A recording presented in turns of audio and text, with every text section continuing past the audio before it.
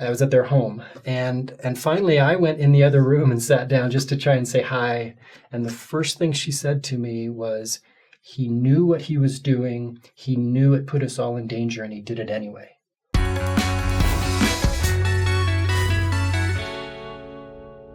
Hey everybody, welcome back to Saints Unscripted. We are here today with Matt Whitaker. Welcome, Matt. Thank you. It's good to be here. We are going to talk about something really interesting today. It's a World War II stuff. I love World War II stuff. I'm kind of a nerd in that sense. But you are producing is it a series or a movie? So it's a limited series, what they used to call mini-series. It's a 4-part limited series. Okay. Right on. Kind of like Queen's Gambit or Chernobyl or those kind of things. Yeah. Just, Like longer kind of episodes, but... Yeah. It was for years as we've been developing this. It was kind of a 2-hour movie. You go to the theaters to see it. And then it was actually after we partnered with Angel Studios, which I'm sure we can talk about, that they said, you know what, this needs to be a series. We need to flesh this out. Which, to be honest, at first I was kind of like, no, this is a movie. We've got a great script. And then it just kind of clicked for me. It's like, oh, you know what? We could really dive deep with some of these characters and really flesh this out. Yeah. So right now it's a 4-part limited series. And at Angel Studios, you guys know The Chosen. We've had Dallas Jenkins on a couple of times. Dallas is sat right here. I did a couple of online interviews with him. Anyway, yeah. So Angel Studios, they helped produce The Chosen, and now this is another one of their projects. We haven't even talked about what it is though yet. So maybe intro it for us. What is it called? What's it about? Yeah. So this is it's called Truth and Conviction. It's a true story of a 16-year-old kid named Helmut Hubner in Nazi Germany, who was a member of the church, grew up in Hamburg. And he was kind of on the Nazi Party fast track. He was working at City Hall. He was brilliant. So even as a 16-year-old, he had this job at City Hall. He was in the Hitler Youth, all those kinds of things. Really? Mm-hmm. And then his older brother, who was a German soldier serving in France, smuggled home a shortwave radio. Now, at that time, they had the People's Radio, which you could get only about 3 stations, and you got to hear what Goebbels wanted you to hear. Is this a book? Yeah. So have you seen I've read the book. Okay. Oh my gosh. Yeah. That's awesome. Yeah, I was like, this sounds familiar. Anyway, keep going. Yeah. So Helmut, for the first time, he tunes into this shortwave radio. And at that time, the BBC would broadcast the truth in the German language. And so those who had access to it, and this kid, like I said, was just brilliant. He started hearing the truth and realizing, wait a minute, this is different than what I've been hearing my whole life, realized it was the truth, and then took that crucial next step and decided to do something about it. And so he picked up the only weapon he really knew how to use, which was a typewriter. He was a brilliant writer. Powerful. Yeah, and started typing up these anti-Hitler, anti-Nazi flyers, using information that he was getting from the BBC broadcasts, but also his own thoughts and perceptions. Because he worked at City Hall, he had access. They had a banned book archive there. So he had access to these banned authors. William Shakespeare, for one. He was British. That was the enemy, But others, Schiller and Heinrich Mann, and some of these German authors. Any Jewish author, of course, was, had been banned by the Nazis. But Helmut had access to these. And so he was reading these things and then typing up these flyers and these leaflets, and it was really cool. If you read them, he's weaving in between these banned authors and his own thoughts and the BBC, and writing up these leaflets. And I brought some visual aids. Is that all right? Yeah. These obviously are not the originals, but he started by putting them on these kind of quarter sheet size red pieces of paper. These are English translations of some of his, but at a certain point, these little flyers that he had weren't enough, and so he started going on these leaflets. And if you notice, this is again just like a replica of what he was doing, but these are in English, but he was like, no margins. Yeah.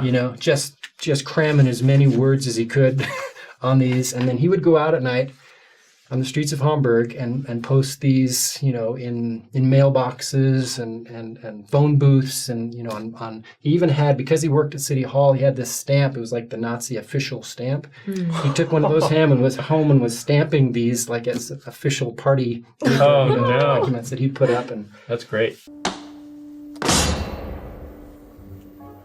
And then at a certain point, that wasn't enough for him, and so he recruited his 2 best friends from church Karl-Heinz Schnippe, who was 17 at the time, and Rudy Voba, who was 15.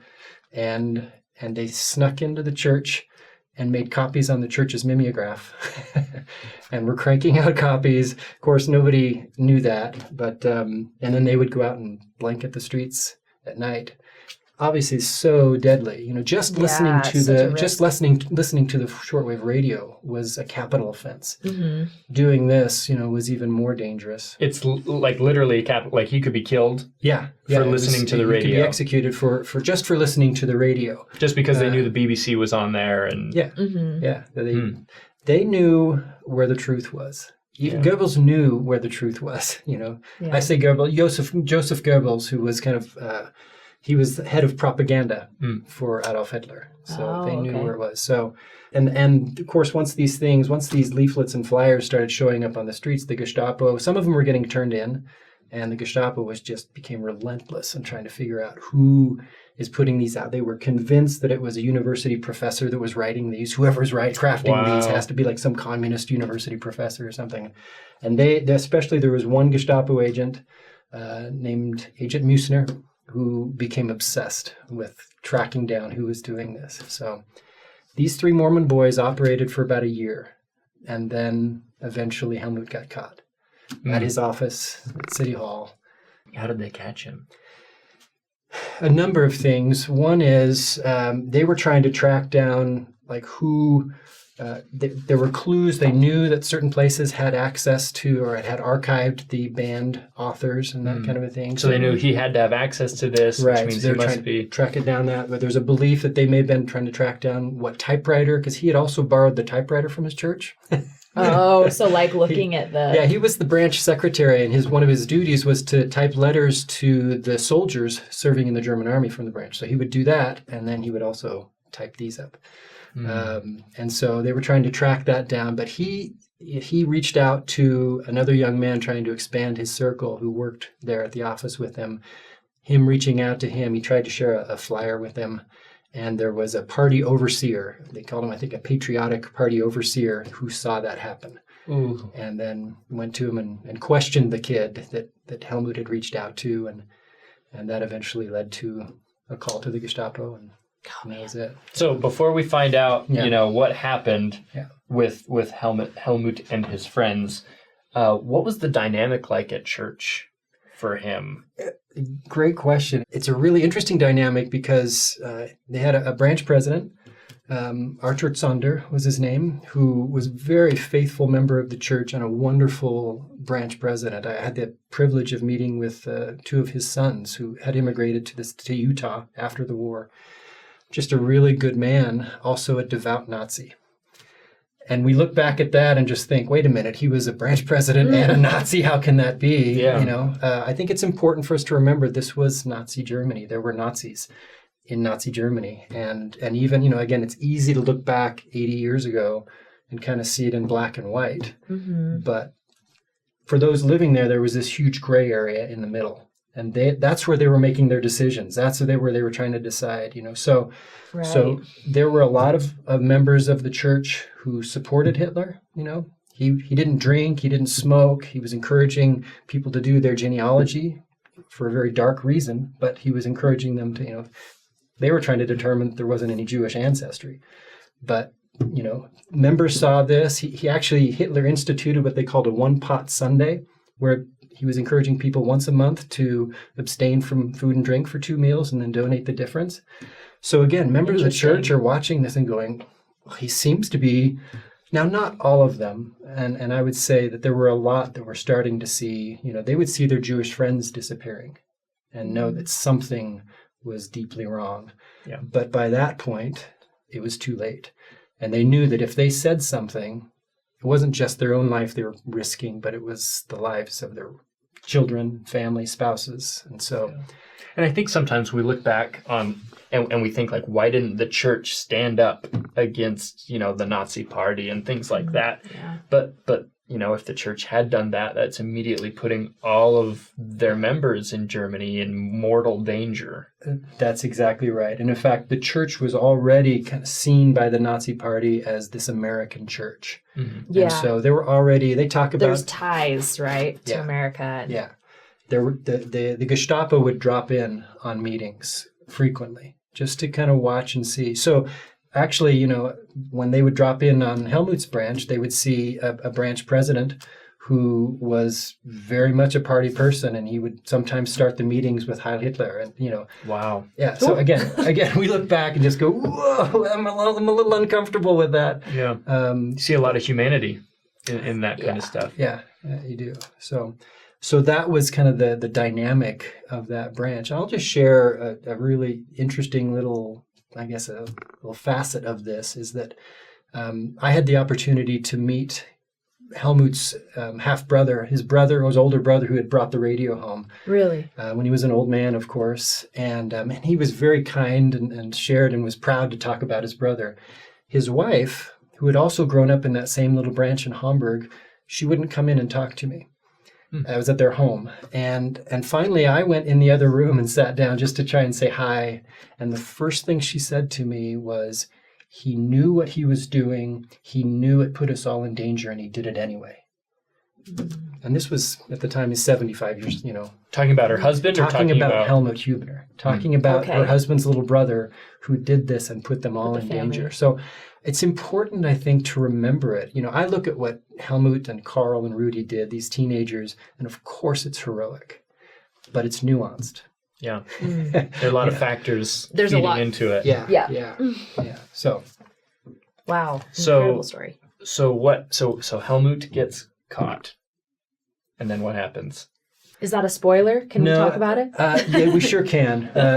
We decided that what happened to Helmut is an important part of the story.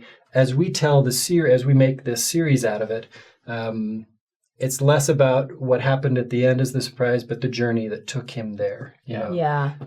Because he was arrested on February 5th, 1942. The Gestapo showed up at his office and arrested him. He had made a promise to his two friends that if he ever got caught, he would never give their names. You know, and he lasted 5 days Did he hold true? After being tortured. It's interesting. I've read the Gestapo records of their questioning of him, and they use these terms like after assiduous persuasion, we convinced him to share, you know, these euphemisms that say after we tortured him and after we beat him. But he made it 5 days, and then finally he did give the names of his friends, Karl and Rudy, and then they were arrested. And the three of them were held, you know, of course, tortured, and because they were trying to find out who were the adults behind this, who's really writing these, you know. Couldn't be this teenage kid. Finally, they were convinced that it actually was. He was the one that was the mastermind behind this. Just this Mormon kid from Hamburg. But they went and stood trial on August 11th, 1942, in the highest court in Germany, the Hitler-appointed judge, and I became close friends with Karl. Karl was the last surviving member of this group, and he's since passed away. But we became very dear friends, and he shared with me standing in that courtroom and realizing that because he was a little bit older, and he had turned 18 by the time that they... And so he realized that they were going after him. They were going to try and he was going to become the scapegoat as the adult. He watched Helmut realize that as well and saw Helmut make this decision that he was going to take all of the focus on himself. And so Helmut stood up, literally and figuratively, to this judge and got in his face and just started calling out the lies that the judge was telling. Yeah, it's for me, it's kind of like this Abinadi moment, you know, where he just says the truth there. Because he did that, it did take all the focus on him, and he was sentenced to death. His two friends were sentenced to years of hard labor, but he was sentenced to be executed. And that did happen on October 27th, 1942, so 80 years ago this month. He was beheaded by guillotine. Really? Oh my gosh. Yes, the youngest resistance fighter in Nazi Germany to be sentenced to death for his actions. And we're heading over to Germany in a couple of weeks because the German government, where he was executed, is now a national memorial. And so they're holding a beautiful service on that day for him. So we're going to be there for that. Really? That's nice. Wow. And his two friends, did they? So Carl and Rudy lived. You know, they made it through to the end of the war. And were they in prison during that time? They were in labor camps. Okay. Yeah, they were in labor camps. Carl's story is even more tragic. Right before the end of the war, so 2 weeks before the war ended, he was forced into the German army, because that's when they were just grabbing even, prisoners and everything. He was forced into the German army, never given a gun or a uniform. But 2 weeks later, he was surrounded by Russian tanks and captured by the Russians and spent 4 more years as a prisoner of war in Siberia. Oh my gosh. So he got home, as a 27-year-old to Hamburg and had a story, to tell. But again, I'll say this. After Helmut was sentenced to death, there in that courtroom, the 3 boys for a few minutes were all put in the same cell right after that. And it was really kind of this moment for their last goodbyes. And Helmut's last 2 words to his 2 best friends were, "Remember me."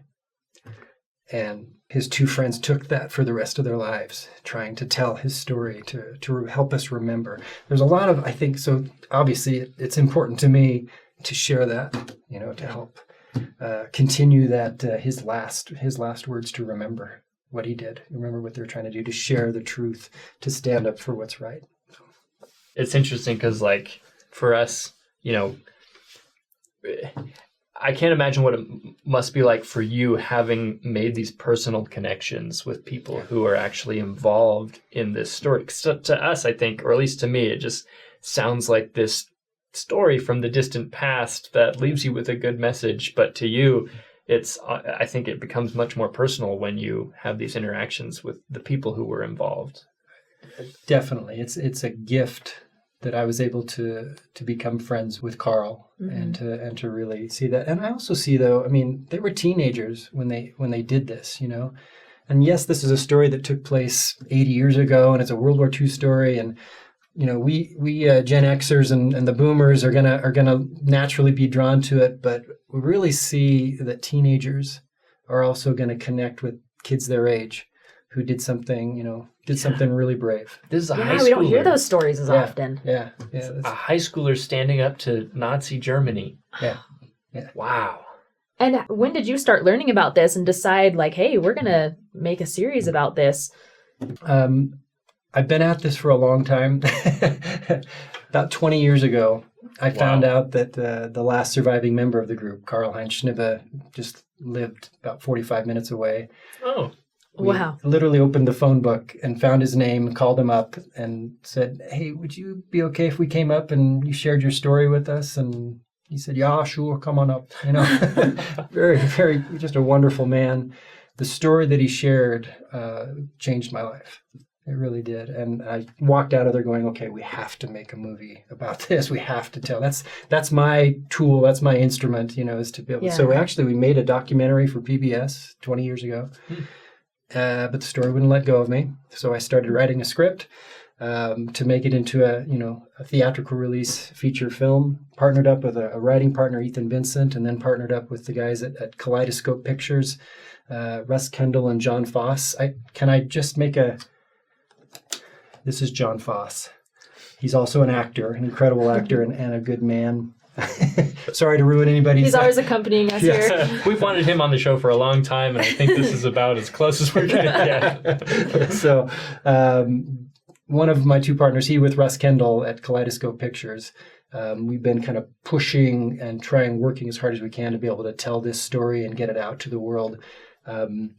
This year, we partnered with Angel Studios, as we talked about, who've done The Chosen, and just really have found this way to crowdfund, to let the people say, okay, we want to see this as a movie or as a series, and let them say, this is a story that needs to be told. So you know what, we're gonna get in.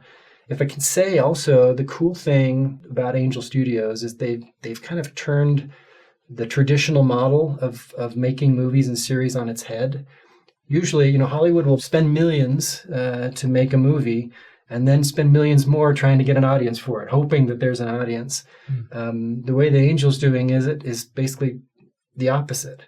They're gonna spend some money up front and build an audience and see if there's an audience for it. And then if there is, and if there's enough, and let those people invest in it and let them be part owners in this project so that when it does release, and if it is a big success, they get to participate in that, in the proceeds, you know? And so that's one thing we've just barely gone live with the opportunity for people to, if they look at this story and think, man, I want to be a part of this, or if they're old enough to say, I want my kids to watch this, you know, that kind of a thing, they can do it. They can get involved in it. So I guess I'm wondering how Latter-day Saint-y will this series be? Because that's kind of our channel, right? Like where Latter-day Saints talk about it and talk about that aspect of his life. Is that a big part of like what the vision is for this series, or is that more of an underlying thing that's there, but you're focusing more on his journey outside the church? Yeah, it's a part of the story, and it's a really interesting part of the story, but it's not what the movie's about. You know, so people of any faith or of non-faith can watch it, I think, and be moved and inspired by the story. But people who are members of the church can watch it and go, "Oh, wait a minute! They're taking the sacrament. I get it." You know, wait, I think that they're members of the church. You know. And it is even mentioned in it, you know, because it was an important factor even in the trial. The judge was realizing, wait a minute, you're members of the Church of Jesus Christ of Latter-day Saints. What is that? Oh, you're Mormons, huh? Okay. You don't drink, you don't smoke, not even a glass of wine, and yet you'll commit high treason against against our Führer. You know, so this was part of the story, but not what the whole story is about. Yeah. Focus. Yeah. So maybe you won't cover the answer to this question in the series, but out of curiosity, so his branch president is a faithful member of the Nazi Party. He, I assume, finds out the treason committed by one of his members. Yeah. What happened there? That was it. And that's one of I may not give a total spoiler away there, but it was a huge decision on his part. What do? Do I turn in one of my flock to protect the rest of the flock? So he knew before he knew this was happening? There's evidence to show that he may have known before. And that's probably as far as I'll go with that, because that is when we went from a 2-hour movie to a 4-part miniseries, diving into the branch president's family and his decision process. We were able to take that a lot further. Okay, so he's at least a character in the series and plays a role. Oh yeah. No, he plays a crucial role actually all through the series. Man, that's exciting. So how long do we have to wait to see this? Yeah, So we have just started our fundraising, and so people right now, they can go to angel.com/truth. And you know, the cool thing about it is I've been sitting in rooms with really wealthy people asking for investors for years. The cool thing about it, with the way that Angel's doing it, is that people can invest $100. You know, they can invest $1,000. They can invest if they want. We've already had people that are coming in at $250,000, and people that are coming in at $100. Wow. So it's power to the people. Yeah. And we're just entering that phase. And the plan is that over the next 2 months we'll raise the money that we need, and we're actually going to be shooting it in Lithuania. We've shot 2 other films there. I have a good in-country partner, and we're shooting it in Vilnius, Lithuania. Hopefully next spring or summer, and the plan is to release episode 1 about a year from right now. Great. I just kind of live vicariously through all of our guests that we have on I the show. Like, I'm just going to Lithuania for a while, filming this series, and I'm here just like. Hey. We get to talk to them about it and hear about it, and if you guys can get tickets and come over, get your way over to Lithuania when we're shooting, and we'll get you in a scene. You both look, You both look German. We can get you in. You might I actually got that a lot on my mission. Okay. Did you? Yeah. Where'd you serve? I served in southern Chile, but there's a lot of Germans there. There are. A lot of people of German descent, and with people some thought interesting history. A lot of Germans there that may have some Nazi background that got over there after the war. That's a different story. Yep. Well, this has been an incredibly fascinating conversation. I will admit, I thought I read the book, but I actually was thinking of a different book that I read about someone else who was a teenager using a radio during that time, but I can't remember the book. And then you just don't started read. going deeper into the story, and I was like, oh my gosh, I haven't read this book. So that was all new for me as well. Love it. But yeah, anyway, thank you so much for joining the show today with us and talking about this. We're super excited about this. I'm just like so intrigued. I'm It's just, like, fascinated. fascinating. If people want to learn more, and they don't want to wait for another year to watch the series, do you have any good resources for them? Yeah, the best resource really is going to angel.com/truth. Okay. That's a place where they can just learn more, even if they're not interested in investing or anything. They can just kind of learn more about the story, the history behind our efforts to tell it, those kinds of things. Angel.com/truth. A documentary that I did for PBS called Truth and Conviction, also has the same title, Truth and Conviction, the Helmut Hubner story. You can find it online. You can find it at, I think Deseret Book and Siegel Book and stuff will still carry it. That's a good resource to it as well. And then, but yeah, mainly just go to angel.com/truth and they'll find it, what they need there. Great. Do you have like an Instagram or something where they can We get do. updates? Okay, now I'm going to show my age, but yes, we've got an Insta. Just in case for the youngins. Truth and Conviction TV series is the Insta address. Maybe We can put link it those below. up. Can you? Yeah, Okay. yeah. We'll link it in the description. Yeah, do that. And I think We'll just put it there. we've got a Facebook too. I should be better at I should just be able to rattle these off. But we've got a Facebook. I think it's also Truth and Conviction something. It'll come up in the search results. It'll come up. Yeah, it'll be there. And I'm doing live streams every Wednesday night for the next little while. Just on, we've got a YouTube channel, Truth and Conviction, as well. We're on Angel Studios YouTube channel as well. So Great. check those out. We have interesting guests. Can I just say we just partnered with a really cool, interesting guest? Who? The Piano Guys. Do you know the Piano really? Guys? Yeah. So John Schmidt, Uh-huh. his mother was friends with these boys. She grew up in the same branch in Hamburg, with them. And so when the Piano Guys found out we were doing this, of course they were in. Yeah. They were in. So we've just partnered with them, and they're going to be reaching out to their, to their followers as well. So Maybe they could Yeah. do like a feature song or something. we're talking.